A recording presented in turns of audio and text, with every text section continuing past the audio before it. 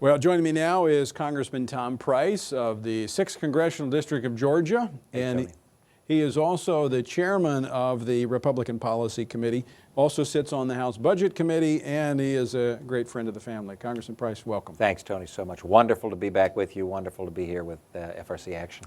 Well, let me just ask you a question before we jump into a discussion of the budget. Is there any chance that the Republicans are going to take the advice of Chuck Schumer and over the Tea Party and the constituents who put him in office? I don't think so. It really is remarkable when you think about it to have members of the United States Senate and the House really denigrating and talking down to a huge segment of our population.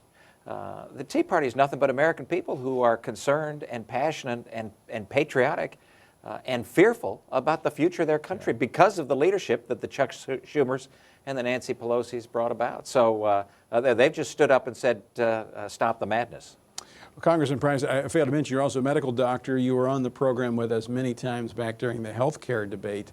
But you're right in the thick of the battle here on this issue as well as you were on the health care. You just kind of like to be there, where you run to the sound of the guns, right? That's what we like. That's what we like. But let me ask you this. How serious is this problem, this fiscal problem that America is facing? Massive.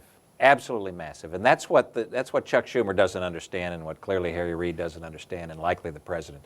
The fact of the matter is the American people understand. And we've got a little chart that comes from the Budget Committee here that Chairman Ryan's been working on. And this shows our debt. And this little line down here is where we've been for the most recent history of our nation. The red line is actually the president's budget. That's where the debt is headed to go. Now you talk about an immoral, reckless leadership. That's what that is. And the green line, which is a little tough to pick up because it's so much smaller down at the bottom, is our proposal that we introduced today. And so what we've strived to do is to say to the American people, there's truth and there are facts in this debate that we need to be referring to. And we're tired of budgetary gimmicks, we're tired of empty promises, and what we want are factual solutions, real solutions, to bring about some fiscal sanity for this country. Because if we do not, then we will destine our kids and our grandkids to a future that is not the kind of free future that you and I gained from our parents and our grandparents. If we can even survive. If we could even survive. Well, let me put that then in the context of what we're facing this very week with the present CR expiring the end of this week, and the Republicans putting forth a one-week extension, which essentially the White House said, no dice, they blew it off. If we're having that kind of a battle over just minuscule spending cuts, I would say, what kind of battle is that going to be? This is the battle for the future of America. We call our plan a path to prosperity, because the alternative isn't nirvana. The alternative is the president's plan, which is a path to bankruptcy as a nation. We would be destined to see programs like Western Europe, the kind of tax rates of Western Europe, the kind of oppression in terms of the ability to pick and choose what you want to do as an individual that Western Europe has seen, and the kind of decrease in choices for the American people. That's not what America wants. That's not what America is, which is why we're so very excited by the 87 new freshman members of our Republican conference that your listeners helped to bring to Washington. And we can't thank them enough because they're providing the vitality and the enthusiasm and the inspiration and the patriotism to solve this challenge. American people are behind us. They've got to keep contacting their members of Congress. How about we take a couple of questions that have come in from our viewers.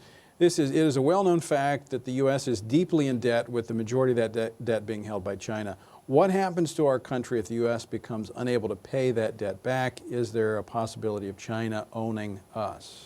Well, there are all sorts of calamitous things that can happen if we're unable to pay the debt back. The kinds of services, the kinds of opportunities that the American people have had will go away. And that's not just fiction. I mean, that's real stuff. What it means is that the bond holders, the creditors, whether it's the Chinese government, whether it's other governments, Japan has a significant amount of our debt as well, will say this is what we demand in return. And they can demand all sorts of things, whether it's assets that this government has, that this country has, or whether it's action And those are the kind of nebulous things that people oftentimes don't think about. You act this way and we won't push you on that. Right. You act that way and we won't push you. I think it's already happening. Well, that's very concerning, very concerning. And you see the kind of beholden nature and attitude that we have to certain countries and to certain regions. The whole energy challenge that we're having right now is a crisis because there has been no leadership here in Washington to solve the energy challenge that we have. Well, the Republicans paint a very clear contrast to what the president is offering in terms of his budget.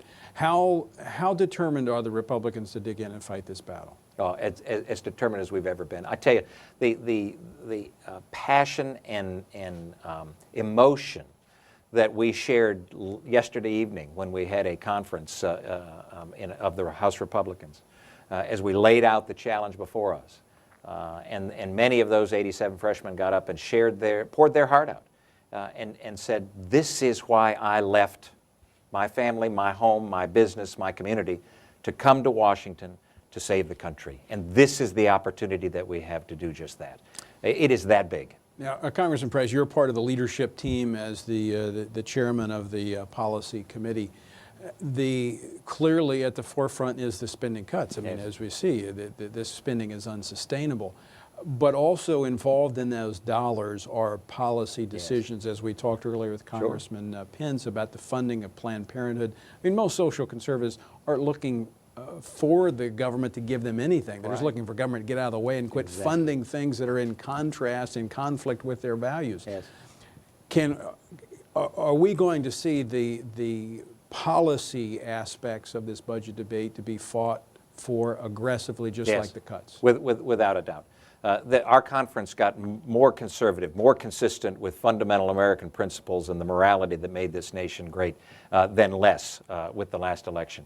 That's the reason that you saw us fight on the initial bill, H.R. 1, the first continuing resolution to fund the government through the remainder of this fiscal year, the end of September 30. We're fighting for all of those things, like the Pence Amendment, that are so incredibly important.